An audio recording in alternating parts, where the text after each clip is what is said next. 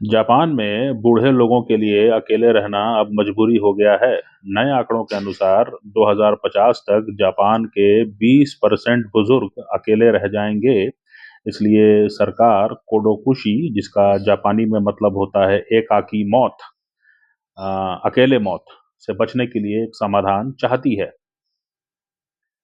ये भी आपको जानना चाहिए कि जापान में बहुत बहुत लंबे समय से जो है इस पर चर्चा चल रही है, कि जापान में जो है बूढ़े लोग अकेले रह जा रहे हैं और कई मामले ऐसे हैं कि जहाँ पर कई कई मोहल्ले जो हैं वो खाली पड़े हुए हैं। और इस समस्या से निपटने के लिए जो है जापान की सरकार के पास कोई ठोस कदम अभी तक समझ में नहीं आया है। कई लोग जो हैं वो अत्यधिक उम्र के बाद में भी जो है नौकरी पर इसलिए जाते रहते हैं क्योंकि वो अकेले रहने से डरते हैं।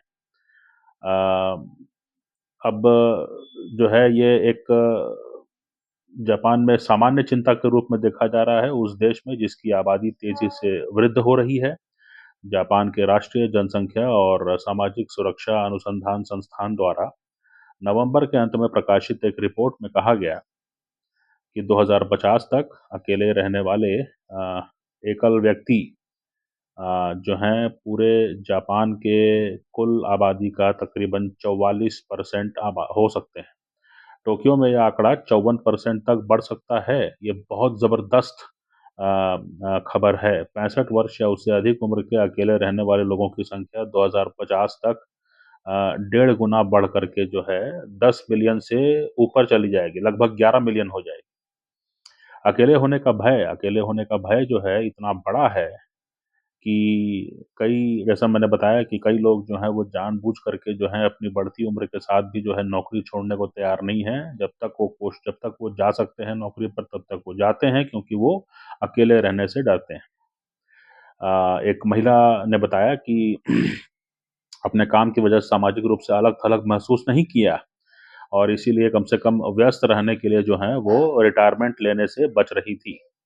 लेकिन अब जो है उनका शरीर जो है थकते जा रहा है और इसलिए जो है अब उनको रिटायरमेंट के लिए आखिरकार जो है तैयार होना पड़ा। और अब उनको सोचना पड़ेगा कि अपना एकाकी जीवन वो कैसे बिताएँगी, क्योंकि कोई भी अकेला रहना नहीं चाहता और कम से कम अकेले मरना तो बिल्कुल नहीं चाहता। जहाँ तक महिला सशक्तिकरण और वृद्धों के बेहतर जीवन के लिए काम करने वाली संस्थाओं का सवाल है, तो इनमें भी जो है ये देखने में आ रहा है कि ये एक बढ़ती हुई जापान की समस्या है। और जापान जो है बहुत ज़्यादा बाहर से भी लोगों को ला करके अपने देश में बसाना जो है ये पसंद नहीं करता है, अपनी डेमोग्राफी में बहुत ज़्यादा बदलाव पसंद नहीं करता है, जैसा कि अमेरिका या बाकी यूरोप के देशों में देखने को मिल रहा है। तो ये भी एक बहुत बड़ा कारण है कि अ जापान में जो है ये स्थिति इतनी इतनी भयावह स्थिति हो गई है।